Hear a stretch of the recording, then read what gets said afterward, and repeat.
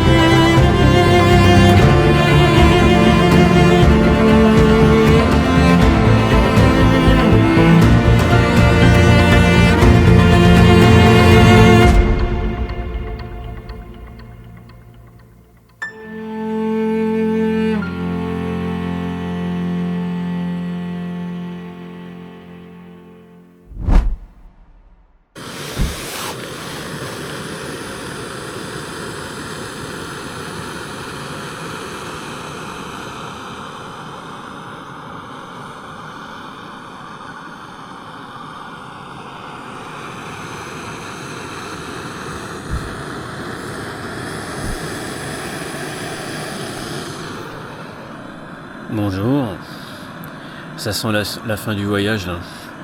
J'ai plus de café, que j'ai plus que des sachets de thé. Ouais, c'est comme ça. Il faut rentrer un jour ou l'autre. Allez, on va aller prendre son petit thé sans sucre.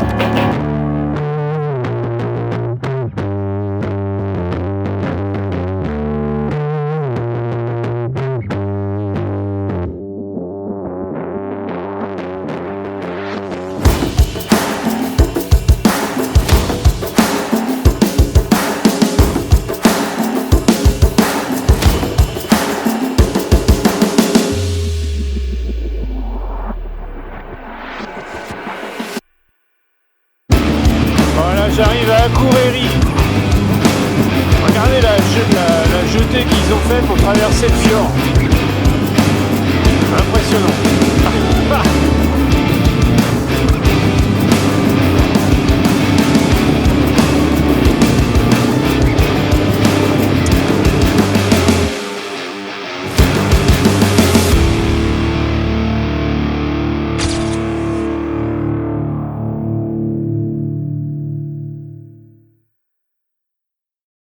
Bon, pour 18 euros. 18 euros, écoute bien. Là. Ça. Je vais orienter la caméra un peu mieux que ça. Donc, t'as ton verre de Pepsi, des frites et un burger. 18 euros.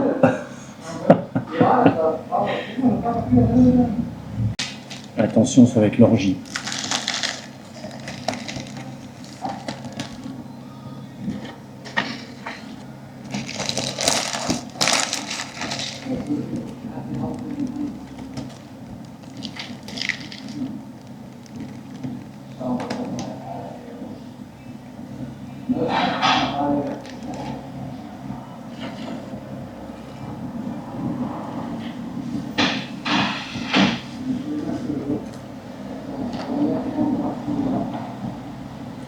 On avait tellement envie.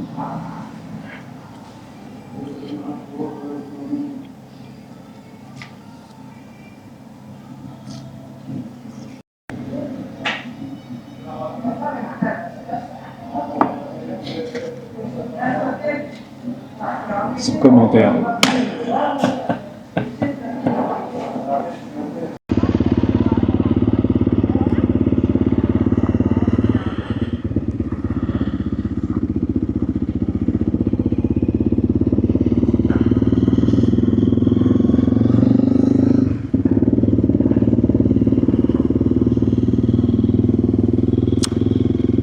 Bon, bah voilà, je me suis bien rassasié.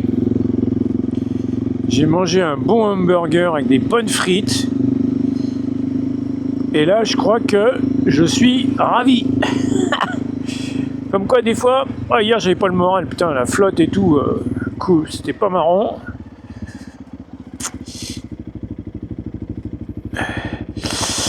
Bon, on va aller voir ce musée de la moto, mais j'ai bien peur que ce soit fermé. Parce qu'il va y avoir qui est ouvert à 13h, mais samedi. Et le problème, c'est qu'on est lundi. Donc, il y a un truc que je fiche pas bien, là, mais bon.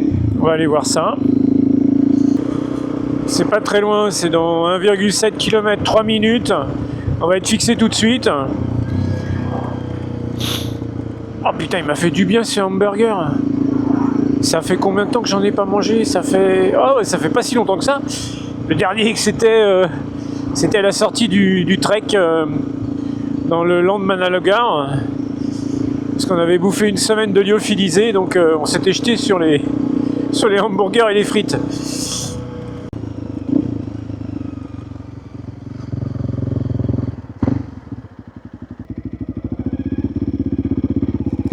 C'est ouvert ou pas? Ah, c'est fermé.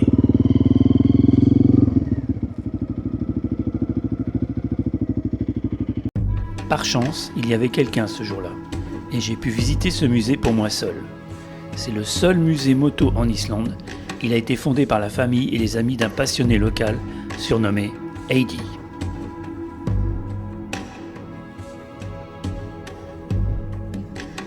Tout commence par une collection impressionnante de 6 cylindres. Les Benelli 750 et 900 Sei, une 1300 Kawa et la mythique CBX 1000.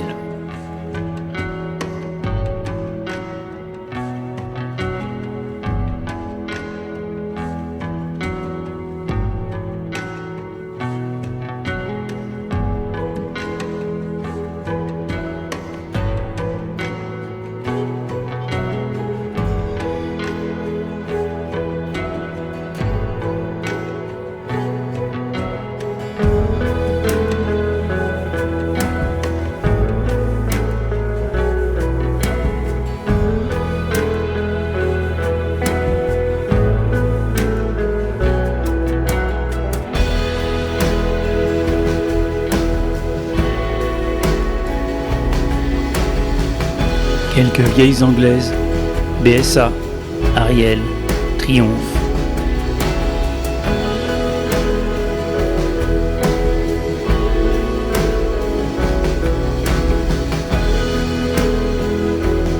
Une Jawa 250 suspendue dans le ciel islandais.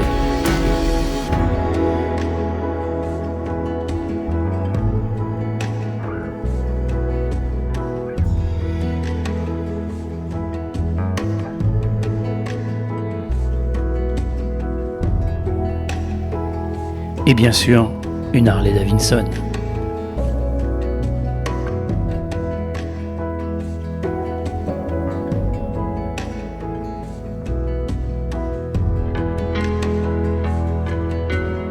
Henderson de 1918, une des plus anciennes motos de la collection, restaurée après avoir été retrouvée rouillée dans une casse. Elle illustre les débuts de la motocyclette aux États-Unis et son arrivée en Islande.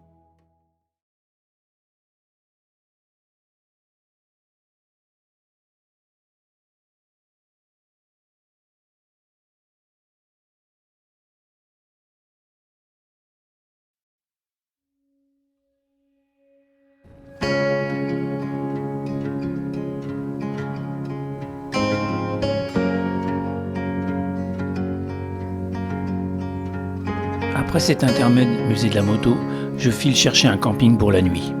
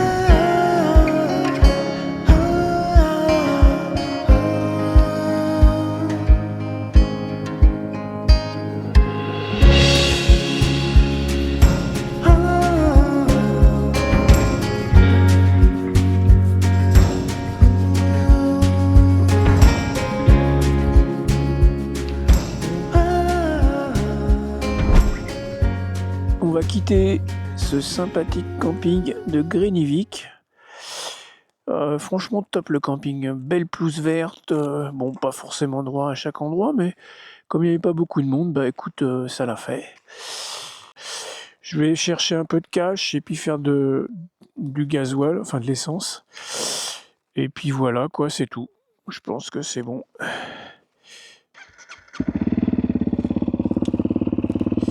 On va vérifier s'il manque, si j'ai rien oublié, mais en général non, ça le fait bien. Tout est bien attaché. Il y a un clignotant qui est mort là. Ok, allez go.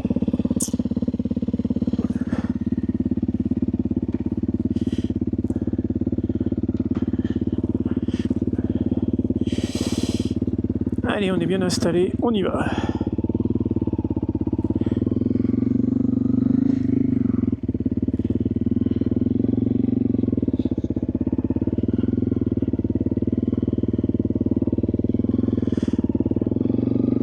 Charmante petite église.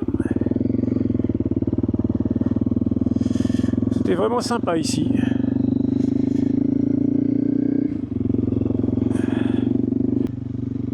Donc je récupère le bateau jeudi, j'ai plus que aujourd'hui, mardi, mercredi. J'ai 3 jours parce que le bateau c'est jeudi matin à 10h30. Voilà quoi. Bon, la journée a l'air bien sympa quand même.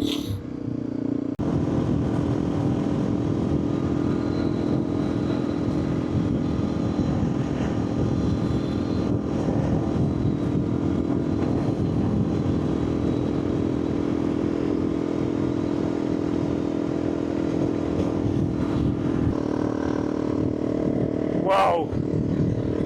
Oh, magnifique! Magnifique! Avec le soleil de la partie aujourd'hui, c'est vraiment top!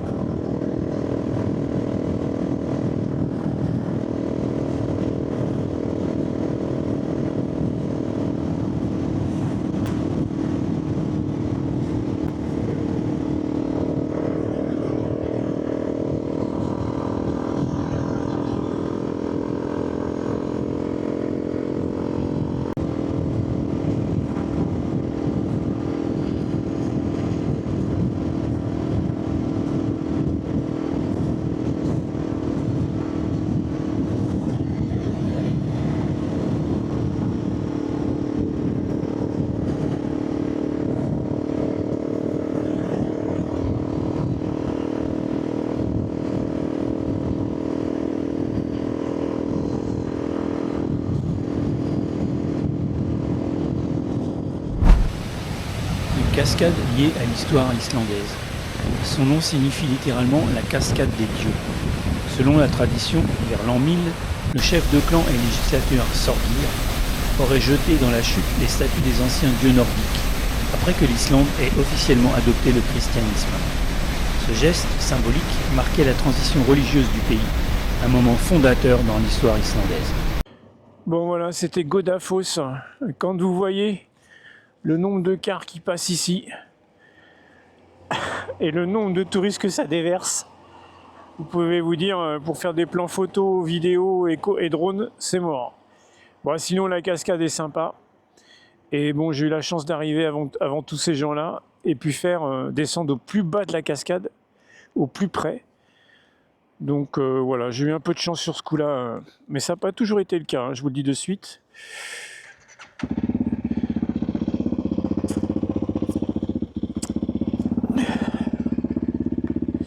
Bon, maintenant on va aller sur Mývatn. Ça s'écrit Myvatn. Et je vais trouver un camping qui m'a l'air sympa. Et puis bah après je pense demain graviter autour, je sais pas encore. J'ai pas eu la réponse de Smirline pour jeudi. On va voir. Peut-être tout à l'heure, je sais pas. J'espère parce que là, je fais le chemin retour sans avoir le billet, donc c'est un peu tendu quand même. Mais bon, allez, on y croit.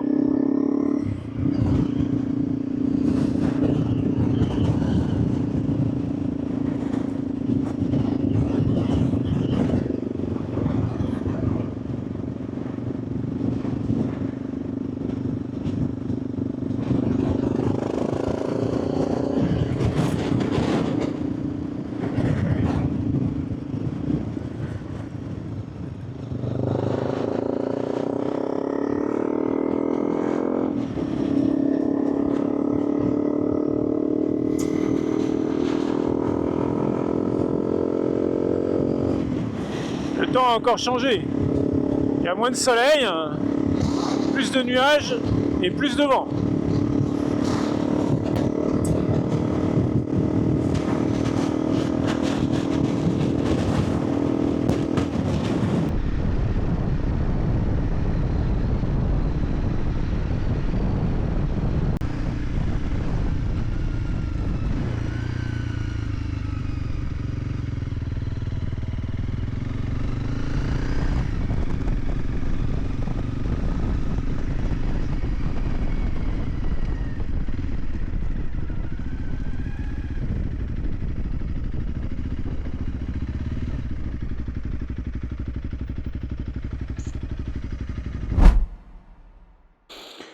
Bon allez, je quitte le camping de Midvan. Je vais faire le tour du lac et je vais me rapprocher toujours de mon embarquement potentiel. Mais le problème, c'est que j'ai toujours pas mon ticket. Et sans mon ticket, bah, je suis mal. Mon billet retour, je l'ai pas. Donc ça, c'est chiant, quoi.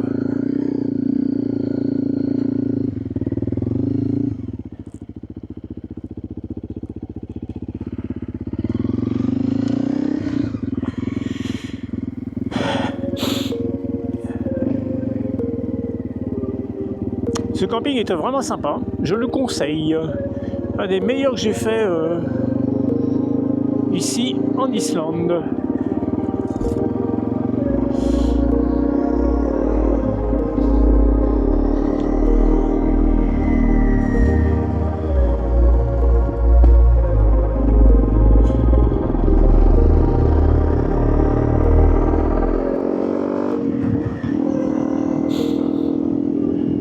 Bon bah voilà, allez go.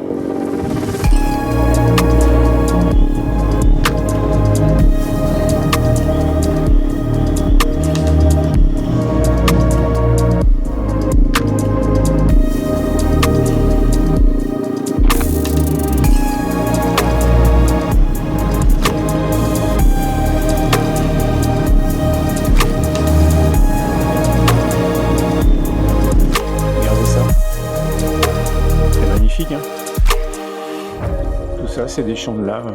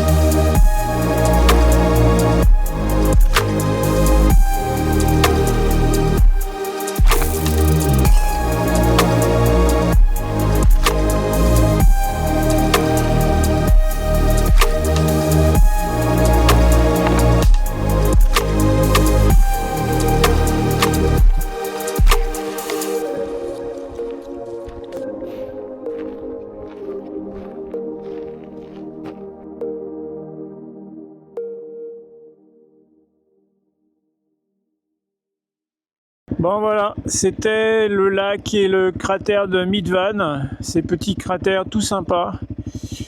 Mais bon, c'est vrai que vu comme ça,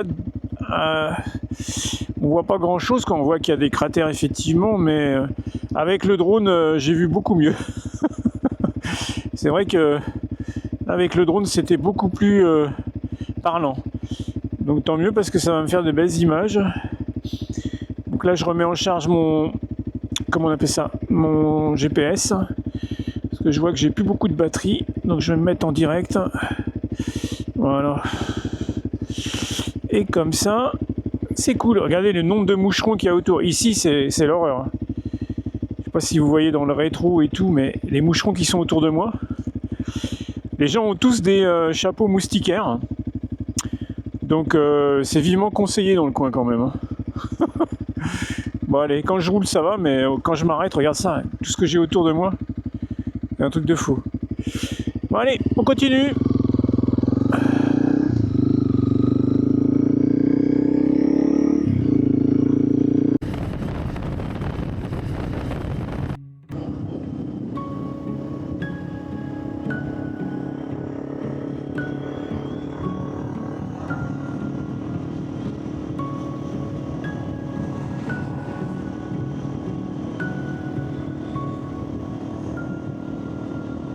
Bon là on va aller voir un truc, c'est une grotte en vérité.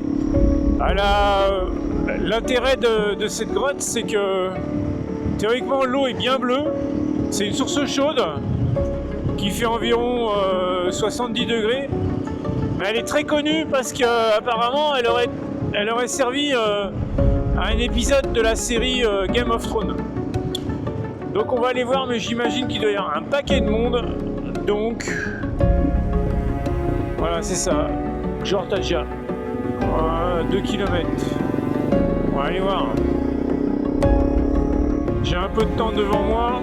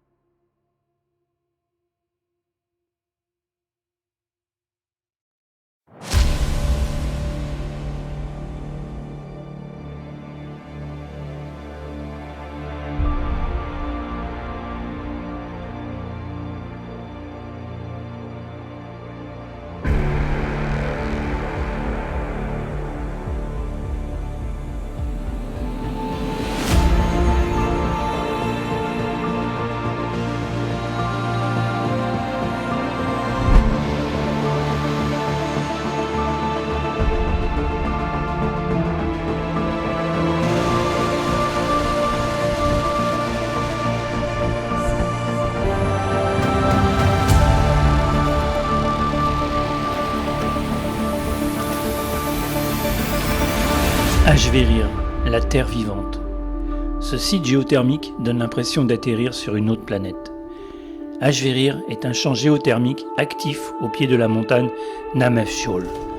On y trouve des fumerolles crachant de la vapeur brûlante, des mares de boue bouillonnante, appelées aussi mudpots, des dépôts minéraux jaunes et orangés, le soufre, un sol rouge, ocre et gris, totalement dépourvu de végétation. Sans compter l'odeur d'œufs pourris. C'est le sulfure d'hydrogène typique des zones volcaniques islandaises.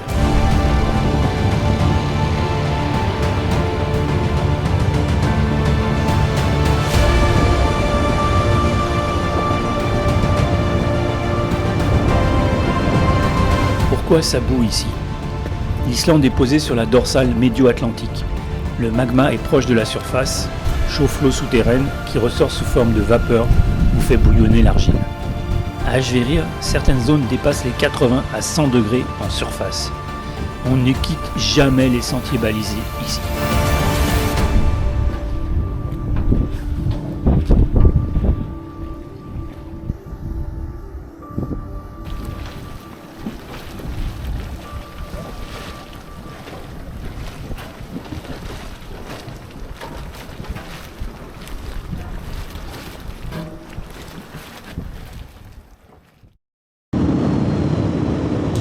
Bon, là j'arrive à la cascade de Détifos. Il y a un peu de vent. Ah, ici c'est très lunaire. Ouais, je pense qu'il va y avoir beaucoup de monde. Enfin, on va bien voir.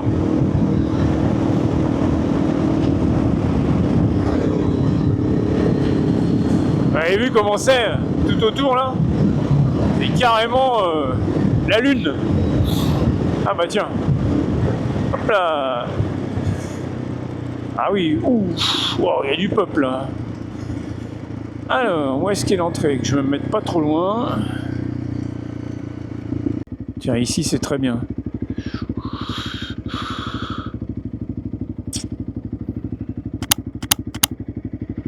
Tac.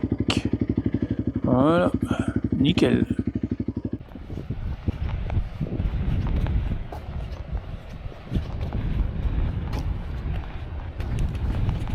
Détifos est la cascade la plus célèbre de cette région et l'une des plus puissantes d'Europe.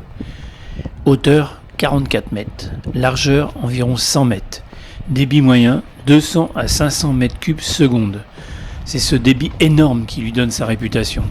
La chute génère un grondement énorme et un nuage de brume visible de très haut. Quant à Selfoss, elle est souvent considérée comme la cascade la plus élégante du canyon, avec des falaises de basalte sombre, une eau glaciaire gris-bleu chargée de sédiments et un panorama ouvert sur le canyon.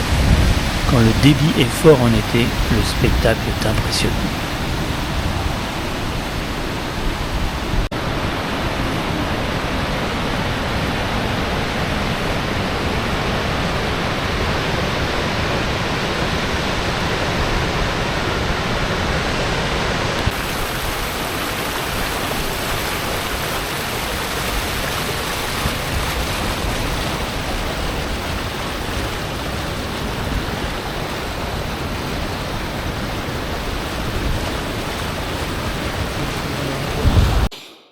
Bon voilà, je quitte les cascades de Détifos et Selfoss. J'arrive pas à lever la jambe, Tellement j'ai marché. Ouais, par contre, d'accès, elles sont pas faciles, quoi. Faut marcher assez longtemps, et c'est vrai que là, j'étais habillé en moto, et ça commençait à peser, quoi. Enfin voilà, c'est bon. Là maintenant, camping, parce que là aujourd'hui, je pense que j'en ai fait beaucoup. C'est vrai que j'ai vu de belles choses. Alors pour ces cascades-là, je dirais que elles sont impressionnantes parce que c'est les plus grosses avec le plus gros débit que j'ai vu. Mais bon, à part ça, elles sont pas super jolies. L'eau, c'est de la boue. Enfin voilà quoi, c'est. Mais par contre, ça vaut le détour parce que c'est vraiment, je pense, une des cascades les plus grandes d'Europe. Parce que là, il faudrait que je vérifie, mais à mon avis, ouais, parce qu'il y a un débit assez impressionnant quand même. Bon allez, let's go, c'est parti.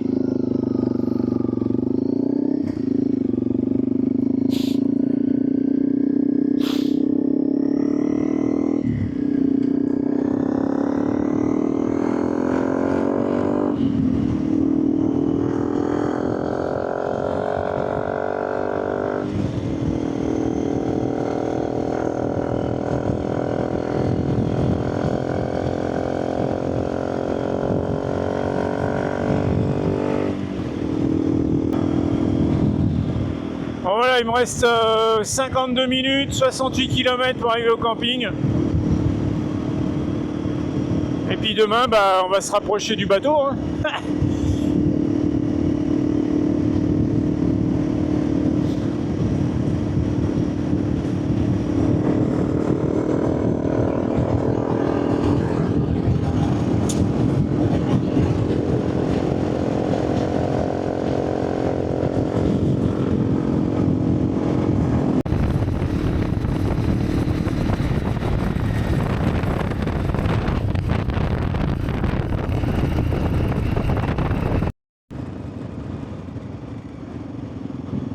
Regardez ça. Comment c'est... c'est, comment dire, c'est de la lave. C'est tout noir. Noir de lave.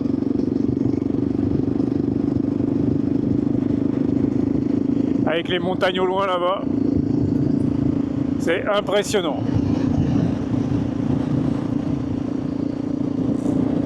Donc là je suis sur la 862. C'est pas la N1 mais bon. Je vais y retourner bientôt là. Je pense que je vais retomber dessus là. Regardez ça, putain comment c'est noir. C'est aussi noir que la route.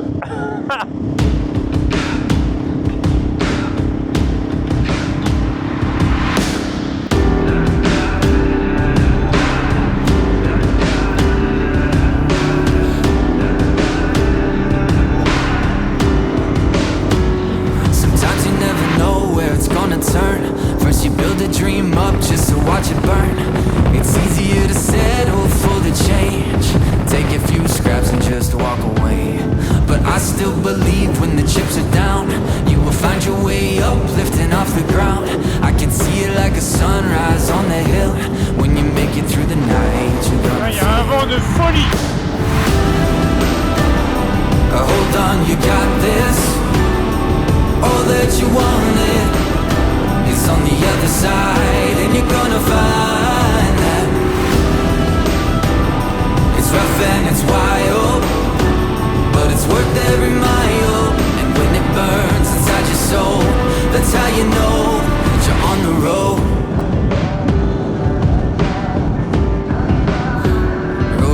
To myself from the future me. Yeah, I had a lot to say about my history. When you're in it breathing smoke, kinda hard to see, with lungs like a furnace in the desert heat. Sometimes the right feels like a wrong.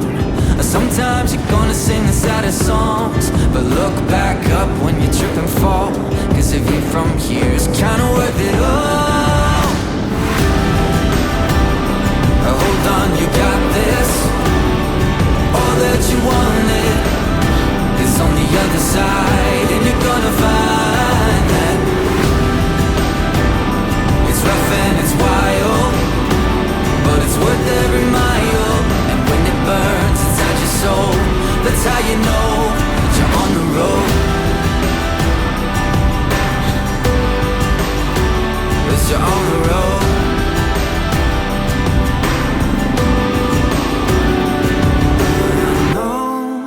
As you felt the sting of the thorns, as your feet are tired and warm, but lift up your eyes, you might be surprised.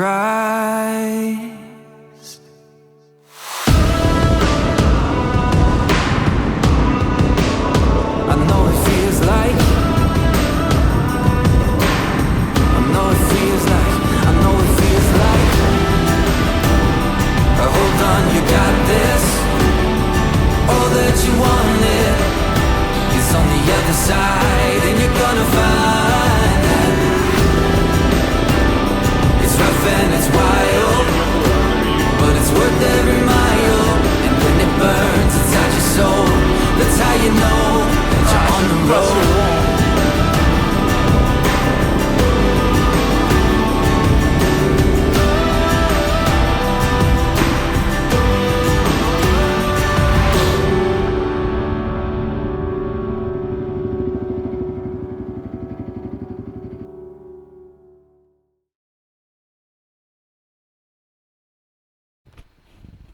Pour arriver ici, il faut le vouloir et le savoir. Ce hameau est complètement perdu. Il se trouve sur la 901.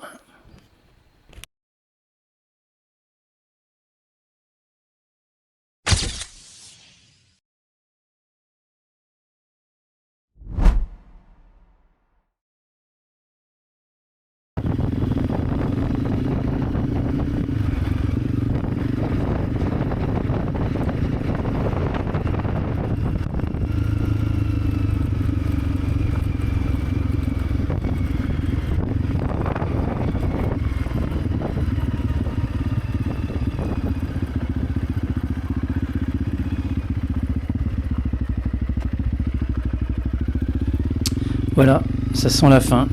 Avant-dernier jour avant embarquement, direction Église-Stadir, puis Cergy-Fordure.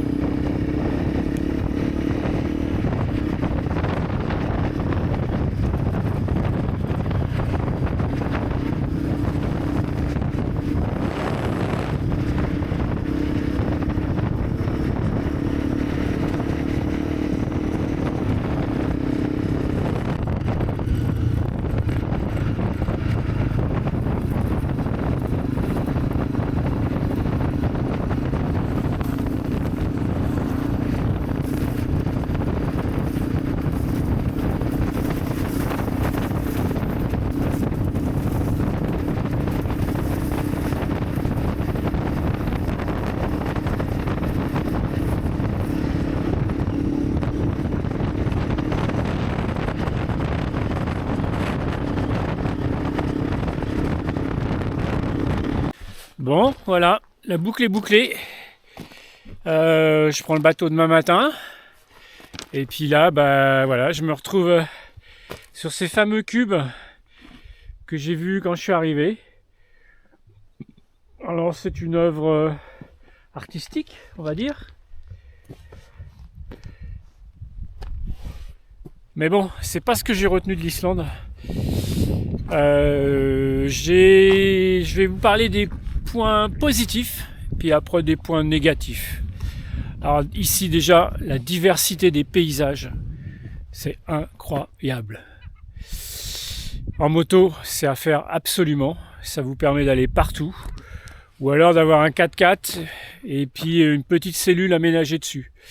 Et là, vous allez progresser à l'intérieur des terres et dans des endroits où les gens ne vont pas. Voilà. Que dire d'autre? Bien sûr, les cascades, ça, il y en a plein, il y en a partout. C'est vrai qu'à la longue, ça devient une routine, mais bon, c'est toujours fabuleux d'en voir. Et puis il y en a vraiment des magnifiques. Après, tout ce qui est, on va dire camping. Alors, il y a du plus et du moins. Les campings, il y en a un peu partout, on en trouve assez facilement, mais ils sont pas toujours aménagés aussi bien les uns que les autres.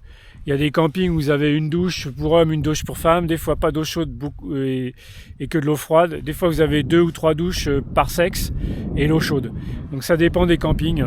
Ça, de toute façon, sur une vidéo YouTube que je ferai pour l'Islande, je marquerai la liste des campings qui sont vraiment à faire, parce qu'il y en a qui sont vraiment à éviter. Après, donc pour les pistes, donc moi j'en ai pas fait tant que ça, tout compte fait, parce qu'il y a des routes qui sont des pistes, des routes qui sont numérotées 2 chiffres, qui théoriquement devraient être une route goudronnée, qui se retrouvent des fois des pistes, surtout dans les fjords du nord, du nord-ouest. Là, effectivement, les pistes, les routes sont des pistes. Après, j'ai fait peut-être une dizaine de F, c'est tout ce que j'ai fait, avec quelques passages de guet.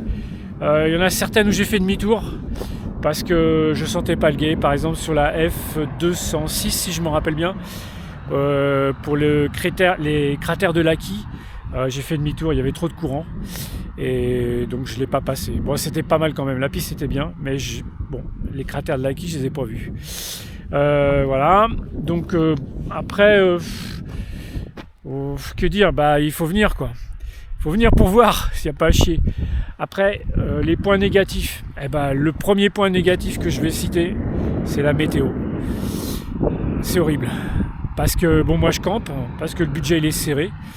Je peux pas me permettre d'aller dans un bed and breakfast ou un hôtel, comme je faisais avec l'Asie centrale, où là c'était peu cher. Mais là j'ai campé tout le temps.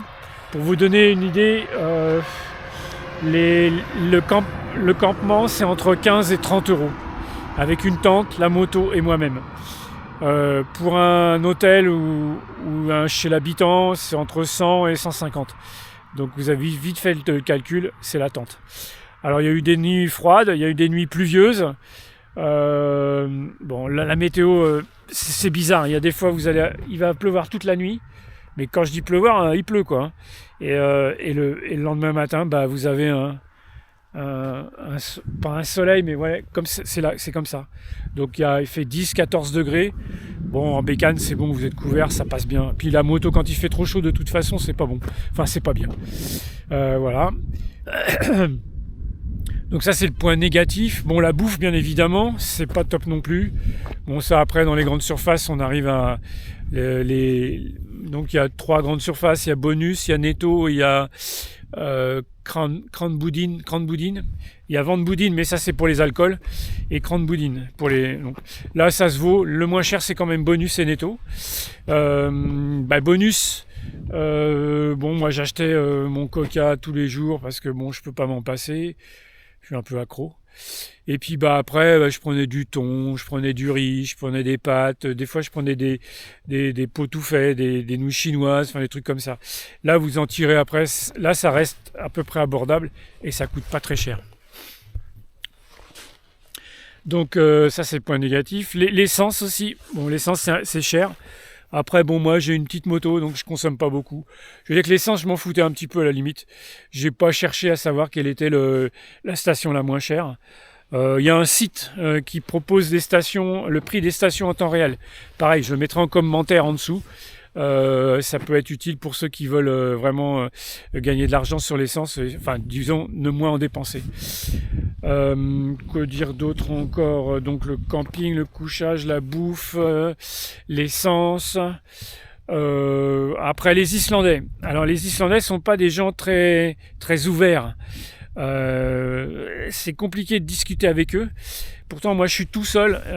J'ai fait quelques pas en avant, mais non c'est compliqué. Bon, par contre ils parlent parfaitement l'anglais. Donc ça, si vous maîtrisez l'anglais, c'est nickel.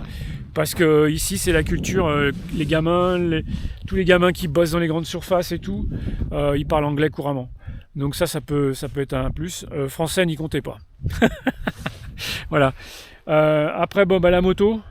Moi j'ai pas eu de soucis particuliers avec la moto.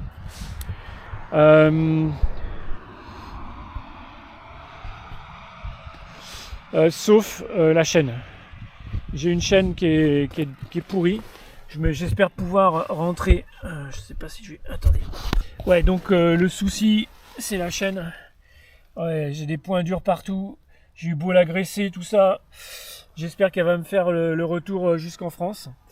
Parce que j'ai encore du chemin. Une fois le bateau passé, arrivé au Danemark, j'ai encore mis 500 bornes pour descendre, quoi. Donc la moto, vous voyez, hein, ce que je vous disais, l'état de la machine. Il faut vraiment un trail ici. Et puis se dire que on la nettoiera en rentrant, hein, parce que c'est même pas la peine de la laver. Hein. Tous les jours, c'est l'horreur, quoi. Donc j'ai le moine, il s'est bien comporté. Il a le nez un peu écrasé là. Voilà. Bon, tout est crade. Hein. Je suis désolé, elle est vraiment dégueulasse la moto. Mais sinon, j'ai pas eu de soucis mécaniques. Donc voilà, ni de soucis parti-cycle. Mis à part cette chaîne qui s'est bouffée à une vitesse grand V. La moto à 8000 km, je crois. Et donc du coup, voilà quoi. Regardez la plaque, elle est toute pourrie. Enfin voilà, c'est... Hop. Je sais pas combien j'ai de bornes justement, je vais regarder, tiens. On va regarder ensemble. Comme ça, je cache rien. Donc ça, c'est mon trip. Attends, on va peut-être enlever les clignotants. Voilà. Depuis que je suis parti, j'ai pas fait tant de bornes que ça. 6185. Donc là, je suis arrivé au bateau, j'ai 20 bornes, donc ça me fera 6002. Et plus les 1500 pour rentrer, ça fera 7007 quoi. Presque 8000. Donc ça va. Et la moto à 8081 km. Donc vous voyez, elle n'a pas beaucoup de bornes quoi. Je sais pas si vous voyez. Hop. Voilà. Avec l'écran, ça m'attend que ça se voit. Bon, je vais le montrer après. Voilà.